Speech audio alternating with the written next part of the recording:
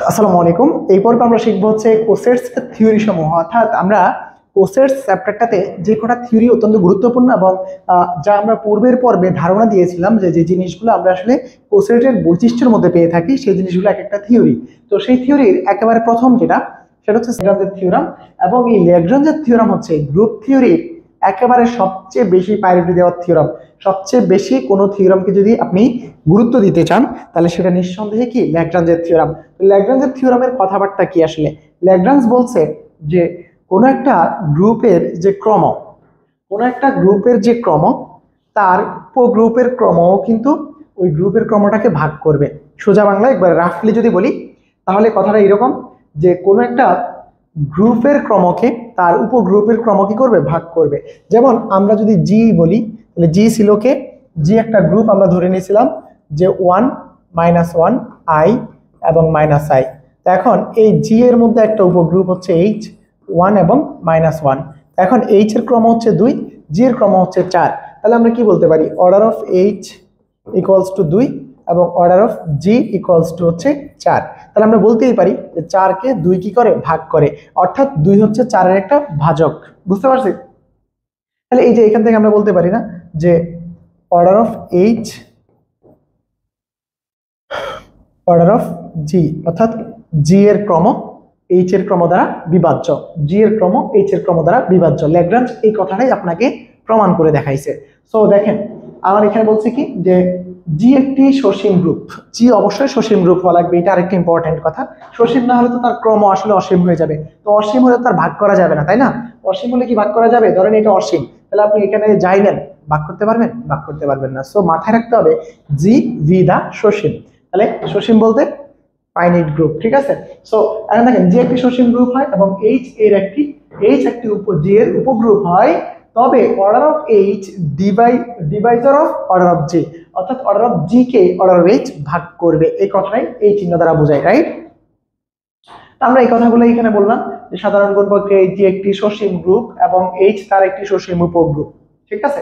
আরো ধরি order of H equals to M এবং order of G equals to N. আশা করি এইটুকু বুঝতে কোনো অসুবিধা নেই, এগুলো আমরা ধরেই নিছি। তো ধরি এইচ এর ভিন্ন ভিন্ন উপাদান সমূহ, যেহেতু এইচ এর ক্রম হচ্ছে এম, এইচ এর ক্রম কত? এম। তাহলে যদি ক্রম আমরা জানি, দেখো এটার ক্রম হচ্ছে এখানে এইচ এর ক্রম হচ্ছে 2, তাহলে এইচ এর মধ্যে উপাদান হচ্ছে 2টা। তাহলে এই যে এইচ এর ক্রম যেহেতু এম, তার মানে এইচ এর মধ্যে উপাদান হবে কি? এম সংখ্যক। এইচ এর মধ্যে উপাদান হবে এম সংখ্যক। তাহলে এই যে H1 H2 H3 dot dot dot Hn, এটা হচ্ছে এইচ সেটটা। এইচ সেটটা হচ্ছে এটা, তার উপাদানগুলো এটা। এখন জি এর সাপেক্ষে এইচ এর বাম কোসেট, একটি বাম কোসেট নিলাম। তো এইচ এর জি থেকে একটা উপাদান আমরা নিচ্ছি হচ্ছে এ, জি থেকে একটা উপাদান নিচ্ছি এ, বাম কোসেট হচ্ছে এইচ। তো এইচ মানে কি? এইচ এর সবগুলো উপাদানকে ওই জি এর উপাদান দ্বারা গুণ করব। তাহলে গুণ করার পর আমরা এই সেটটা পেলাম। তাহলে এই সেটটা হচ্ছে কি? জি এর মধ্যে এইচ এর একটা কি? বাম কোসেট। তাহলে এই সেটটা হচ্ছে এইচ এর একটা বাম কোসেট, যেখানে এ বিলংস টু জি, আমরা আগেই বলছি, এইকে আমরা জি থেকে নিয়েছি। তো এখন দেখেন যদি যদি এইচ এর দুটি উপাদান, অর্থাৎ এই যে এই সেটটা, এটার মধ্যে দুটো উপাদান কি একই হওয়ার কোনোভাবে কি চান্স আছে? তারপর আমরা ধরে নিলাম নিশ্চিত হওয়ার জন্য যে এইচ এর ক্রমটা আমরা বলতে চাই। তো এইচ এর ক্রম বলতে চাইলে এইচ এর মধ্যে কয়টা উপাদান আছে এটা আমাকে এনশিওর করতে হবে। তাহলে আমরা ধরে নিলাম যে এইচ এর ভিতরে দুইটা উপাদান সমান, সেটা কত? এইচ আই এবং এইচ জে। কিন্তু আমরা এইখান থেকে কোনোভাবেই বলতে পারি না এইচ এর কোনো একটা উপাদান দুইবার আছে, অসম্ভব। এইচ যেহেতু একটা উপগ্রুপ, তাহলে এইচ এর কোনো একটা উপাদান, দেখো এই যে এখানে এইচ এর ভিতরে কি একটা উপাদান দুইবার আছে? নাই তো। যেটা গ্রুপের মধ্যেই নাই সেটা এইচ এর মধ্যে তো আরো আগে নাই। তার মানে এই যে এখানে H1 H2 H3 H4 dot dot dot Hm, এরা সব ডিস্টিংক্ট এলিমেন্ট, অর্থাৎ সবাই ইউনিক, ভিন্ন ভিন্ন উপাদান। সো এই কথাটা বলে যে আমরা ধরলাম যে এই দুটো সমান হয় তবে HI ইকুয়ালস টু HJ, কিন্তু যেটা অসম্ভব, এটা সম্ভব না। HI আর HJ সম্ভব না সমান হওয়া। গ্রুপের কোনো উপাদান একাধিকবার থাকে না। সো তাহলে হবে কিন্তু ইহা সম্ভব নয়, কেননা এইচ একটি উপগ্রুপ। তাহলে এইচ উপগ্রুপ, যেহেতু গ্রুপেই কোনো উপাদান একাধিকবার থাকে না, সো উপগ্রুপে তো আরো আগেই না, উপগ্রুপ তো গ্রুপ থেকেই সৃষ্টি হয়। দ্যাটস ওয়াই এইচ একটি উপগ্রুপ বলে যেখানে HI ইজ নট ইকুয়াল, এটা সম্ভব না। HI ইকুয়ালস টু HJ, এটা সম্ভব না, বিকজ অফ এইচ একটি উপগ্রুপ। কারণ উপগ্রুপ বা গ্রুপ যাই বলেন, এইচ উপগ্রুপ হলে তো অবশ্যই সে গ্রুপ, গ্রুপের কোনো উপাদান একাধিকবার থাকবে না। সো এই কারণে আমরা বলছি এইচ এর মধ্যে H I equals to H যে এটা সম্ভব না, ঠিক আছে? এই কারণে তো এটি নির্দেশ করে এইচ এর মধ্যে যাহা উপাদান আছে সবগুলো কি ডিস্টিংক্ট বা ভিন্ন ভিন্ন। তাহলে এখানে উপাদান আছে কয়টা? একটা, দুইটা, তিনটা, এম সংখ্যক। তাহলে এই যে এইচ এর মধ্যে যেহেতু এম সংখ্যক উপাদান আছে, এটা দ্বারা আমরা কি বুঝলাম? এটা আমরা বুঝলাম এই কোসেটের উপাদান সংখ্যা হচ্ছে এম সংখ্যক, অর্থাৎ এই কোসেটটার ক্রম হচ্ছে এম। এই কথাটাই আমরা বুঝছি।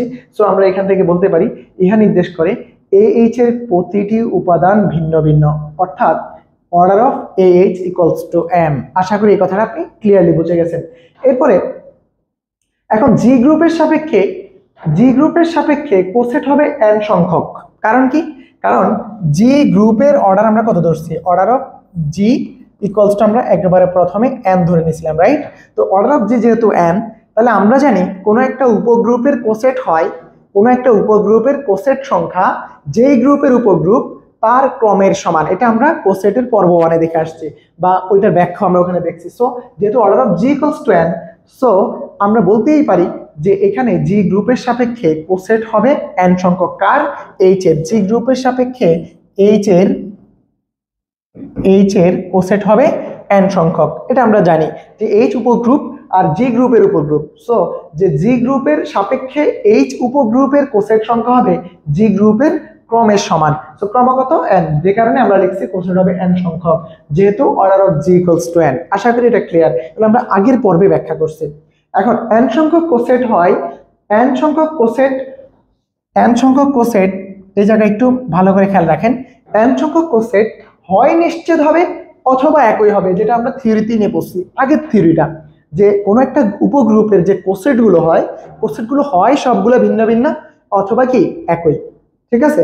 হয় নিশ্চিত, তাদের মধ্যে কোনো রকমের কমন এলিমেন্ট থাকবে না, অথবা যদি কমন কেউ থাকে তাহলে পুরাটাই সেম হবে। তো এই কথাটা আমরা এখানে বলছি। এন সংখ্যক কোসেট আমরা জানি যে এইচ উপগ্রুপের জি এর রেসপেক্টে বা জি এর সাপেক্ষে এন সংখ্যক কোসেট আছে। এই এন সংখ্যক কোসেট হয় নিশ্চিত হবে অথবা একই হবে। তাহলে এন সংখ্যক কোসেটের সবাই কি নিশ্চিত বা সবাই কি একই? না, কিছু সংখ্যক নিশ্চিত, কিছু সংখ্যক একই হইতে পারে, অথবা সবাইও নিশ্চিত হইতে পারে, অথবা সবাই একই হইতে পারে। তাহলে আমরা কি বলছি? এই যে এন সংখ্যক কোসেট এর হয় কিছু নিশ্চিত হবে অথবা কি একই হবে। আমরা ধরে নিলাম যে কে সংখ্যক কোসেট হবে নিশ্চিত, কে সংখ্যক কোসেট কি হবে? নিশ্চিত হবে। কে সংখ্যক কোসেট যদি নিশ্চিত হয়, এবার আমরা আরেকটা কথা দেখে আসছি আগের পর্বে, যেহেতু কে সংখ্যক কোসেট নিশ্চিত, তো নিশ্চিত কোসেটগুলোর ইউনিয়ন হচ্ছে গ্রুপকে নির্দেশ করে। নিশ্চিত কোসেটগুলোর ইউনিয়ন গ্রুপকে নির্দেশ করে, এটা আমরা আগের পর্বে দেখে আসছি। সো আপনারা এই পর্বে এসে যদি এটা বুঝতে অসুবিধা হয়, আপনি কোসেট পর্ব 1টা ভালো করে দেখবেন, আশা করি পুরাটা দেখবেন, তাহলে আপনার এই ব্যাপারটা ক্লিয়ার হয়ে যাবে। তো আমরা এখানে কি বলছি? কে সংখ্যক কোসেট হবে নিশ্চিত, কে এন এর চাইতে ছোট বা এন এর সমান, অর্থাৎ যতগুলা কোসেট সবগুলা নিশ্চিত হতে পারে, অথবা তার সাথে কম সংখ্যক হবে নিশ্চিত, বেশি হতে সুযোগ নাই, বেশি তো কোসেটই নাই। তো আমরা কি বলছি? কে সংখ্যক কোসেট হবে নিশ্চিত, কে এন এর চেয়ে ছোট অথবা এন এর সমান। তারপর আমরা জানি নিশ্চিত কোসেট সমূহের ইউনিয়ন হলো জি। নিশ্চিত কোসেট সমূহের ইউনিয়ন কি? জি। এটা আমরা আগের পর্বে দেখে আসছি। এই কথা অনুসারে অর্থাৎ জি ইকুয়ালস টু এইচ A1H, অর্থাৎ আমাদের এখানে গ্রুপের যে উপাদানগুলো A1 A2 A3 সবগুলা, তো এই যে A1H এভাবে কে সংখ্যক উপাদান আমরা গ্রুপ থেকে নিলে কে সংখ্যক কোসেট তৈরি করতে পারবো। A1 A2 A3 dot dot dot A কে হবে না? এ কে। তাহলে এ কে যদি হয় তাহলে এখানে কে সংখ্যক। তাহলে আমরা কি বুঝলাম? যে কে সংখ্যক যেহেতু আমরা নিশ্চিত ধরছি, তাহলে কে সংখ্যকের ইউনিয়নটাই হচ্ছে কি? জি। তাহলে এখন জি এর অর্ডার সমান কি? কে সংখ্যক কোসেটের কি ইউনিয়নের অর্ডার, কে সংখ্যক কোসেটের অর্ডারের ইউনিয়ন জি এর অর্ডার। তাহলে জি এর অর্ডার তো আমরা ধরে নিচ্ছি এম, তাহলে এন এখানে বসালাম।